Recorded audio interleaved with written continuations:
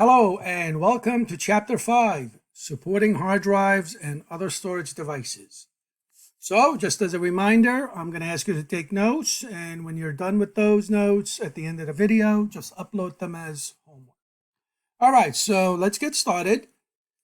Here's the first thing I want you to write down so you'll understand what a hard drive is. A hard drive is, write this down.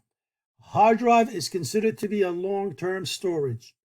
And what I mean by that, that means all the software that needs to be executed by the CPU has to be in the hard drive. So that software, whenever you need it, must be brought from the long-term storage, the hard drive, into the short-term storage, which is the DRAM. It's like a warehouse that holds all the applications that you need to run, and that includes the operating system. All right, there are two types of hard drives. There is the magnetic hard drives, which give you high capacity. They are made up of movable parts, data stored using a magnetic arm that places an electrical field on one or more metal platters. Those are the metal platters right here. And this is the arm I'm talking about. Both sides of the platters are divided into tracks and sectors. One sector can hold 512 bytes. Data access, accessing the data is really slow with magnetic hard drives.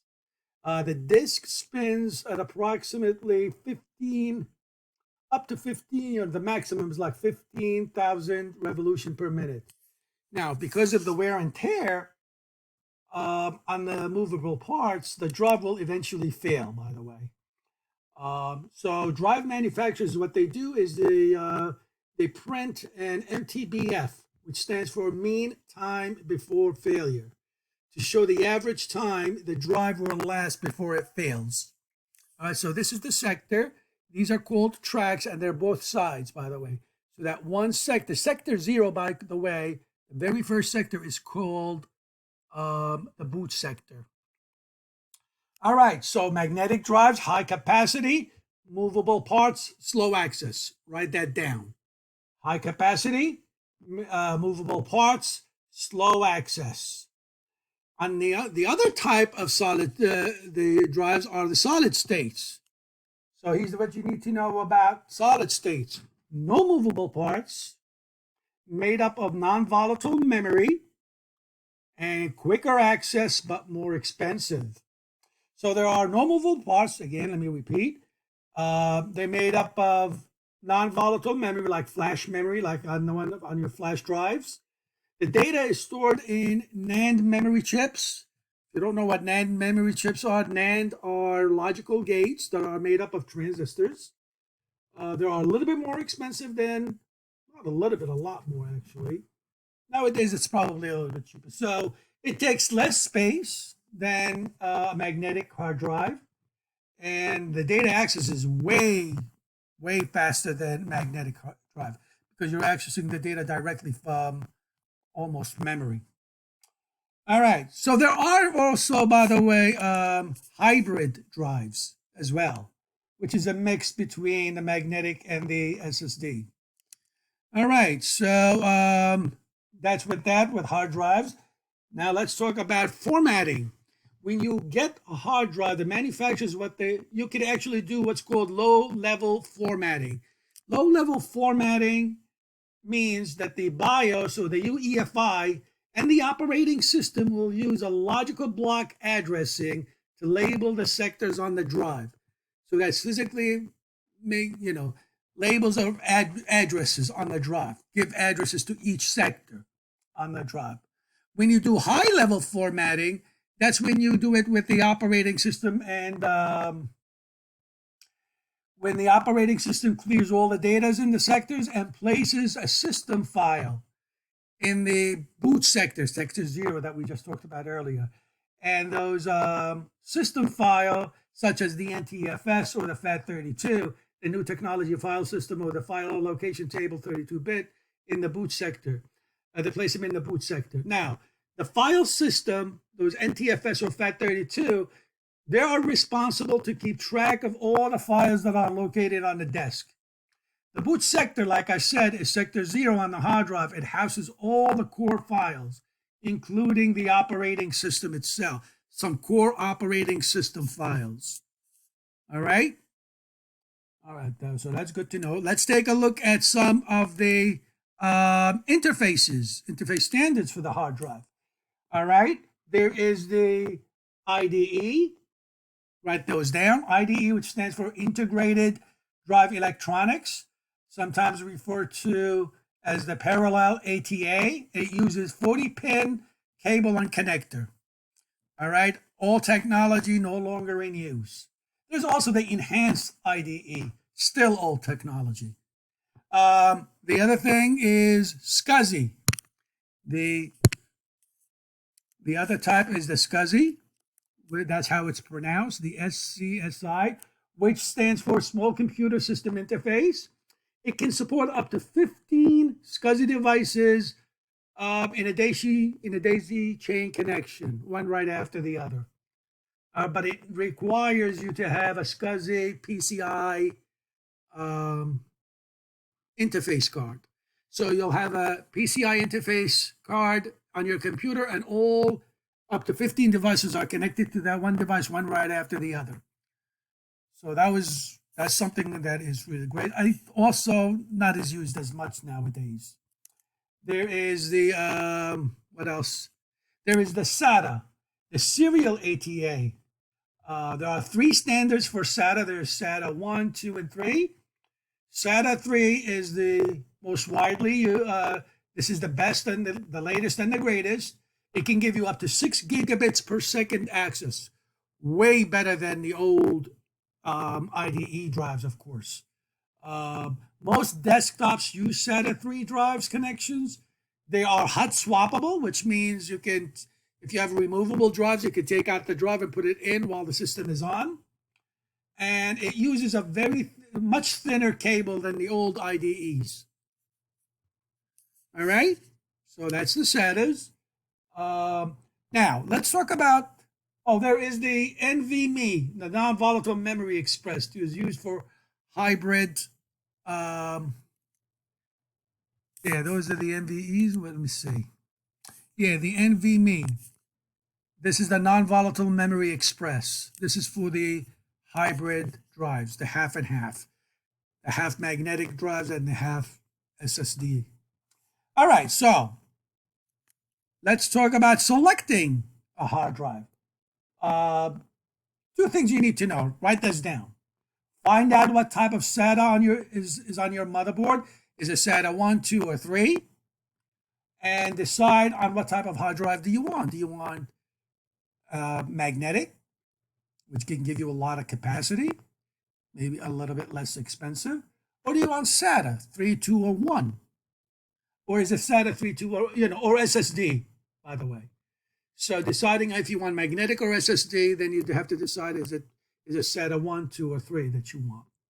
All right, I would go for SATA 3, and if you can afford, it would be best if you can have SSD drives. That would be nice to have, right? All right, to install a hard drive, what do you need to know about installing a hard drive? All right, the first thing that you need to do, here are the 7 steps that you have to do. I want you to write those down as well, because there's a very good chance that you may have to especially a magnetic drive when it fails. Step number 1, back up all the data from the drive. All right, make sure you do that before you touch anything. Step number 2, take out your phone and take pictures before removing anything, so you'll know where everything goes back, even if you have to put the old drive back in. All right, read the documentation with the new drive, to make sure that you follow all the warnings and everything else. And they may give you hints on how to set it up the proper way. Number 4, don't forget to wear a wristband when you're doing it, right? And number 5, you install the drive, but make sure the system is powered down before you do that, of course. And number 6, power up the system after you install the drive. And number 7, make sure you check the BIOS to make sure that the system actually recognized the drive that you placed in there. All right? and you should be okay. You should be able to do low-level formatting.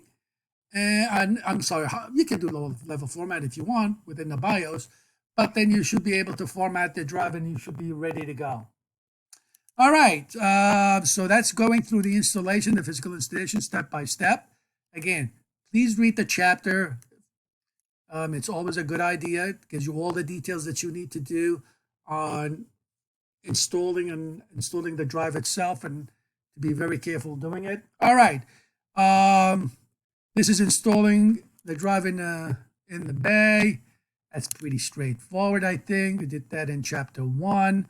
This is installing the SSD cards in there. You probably don't have to do that as much. I don't know. It all depends. You could do that also on a laptop. Now, let's talk about the RAID. RAID stands for Redundant Array of Independent Disk. That's really the official definition. So, I want you to write this down. I want you to write everything about RAID, because that's very important. That comes up in networking as well, because you do need RAID drive when you are installing them in on servers. So, RAID stands for Redundant Array of Independent Disks. There are 2 or more drives work together that might be used for redundancy, which is fault tolerance, just in case a drive fails, the other one picks up immediately, or for improved performance. All right. So, RAID 0, I want you to write this down. RAID 0 uses 2 or more physical disks to increase the disk space available on a single volume. So if you run out of space on one drive, you can put another disk in, and then the volume or the space on the hard drive will be spans over the physical drive, which is good. You'll have much bigger space. That's what RAID 0 does. It does not do any fault tolerance. RAID 1 is mirrored drive. This is the most widely used on servers. So mirrored drives, that means you have 2 duplicate drives that have the same exact data. One of them would be the primary and one of them would be the backup. In case the primary fails, the other one picks up immediately. This is for fault tolerances on the fly. So if on the server, you'll have a primary drive that constantly works and everything is copied to the mirrored drive.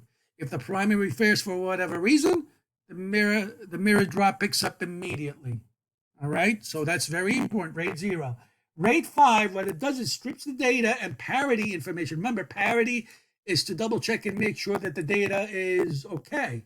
It's placed on the drive. So it places the data on separate drives, the data and the parity information across 3 or more drives, and uses the parity checking so that if one fails, the other drive can recreate the data and store the failed drive by using the parity information. It's used not as often as RAID 1, though. There is RAID 1.0, 1 and 0, like the one, oops, I'm sorry. Maybe I went to the 1.0. It's not 10, 1 and 0. And RAID 1 and 0 is a combination of RAID 1 and RAID 0. It takes at least 4 disks to do RAID 1 and 0. All right, so the hardware RAID can be set by using RAID-enabled motherboard that is managed by the BIOS UEFI setup, or by using a RAID controller card. Typically, it's a RAID controller card. When using RAID controller card, you have to run the software that comes with the card itself. So you install the card in the PCI slot, you install the software, and then you can install, physically, you can install your drives connected to the controller. If you're doing a RAID 0, then both drives, it's probably best to do duplexing, which is RAID 0, like mirror drive, two controllers connected to 2 drives. One would be the primary and one would be the secondary.